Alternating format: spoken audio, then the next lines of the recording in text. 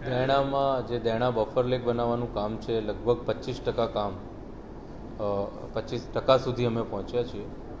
આજવા અને પ્રતાપપુરા લગભગ 2-3%ની આજુબાજુ છે અને બિકોઝ ઓફ હોળીની રજા છે એટલે થોડું મંદ ગતિએ ચાલશે પણ પછી સ્પીડ પકડાશે. એ જ રીતે જે વિશ્વામિત્રી નદીને જે રિવાઇવલનો પ્રોજેક્ટ અમે હાથ ઉપર લીધો છે એનું ખાતમુહૂર્ત થયું છે.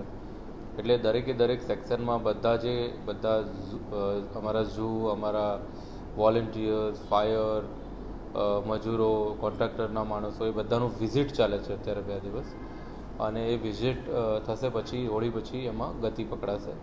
જોડે અત્યારે અમે જે એક્ટિવિટી વિશ્વામિત્રી ડિસિલ્ટિંગની લીધી છે એમાં ખાસ કરીને જે ડેબ્રિસ પોઈન્ટ છે એને દૂર કરવાનું હવે આજથી અથવા આવતીકાલ સવારથી ચાલુ થશે. એટલે હોળી દરમિયાન મંદ ગતિએ આ કામગીરી ચાલશે ને પછી રિવરની અંદર બહુ સ્પીડીમાં જે ડિસિલ્ટિંગ કરવાની કામગીરી છે એ ચાલુ થશે. એ જ રીતે શહેરોના તળાવો પણ ઊંડા થઈ રહ્યા છે. લગભગ જે વાંસ તળાવનું ખાતમુહૂર્ત અમે કર્યું હતું એ લગભગ 20%ની આજુબાજુ એ કામની પ્રગતિ થઈ છે.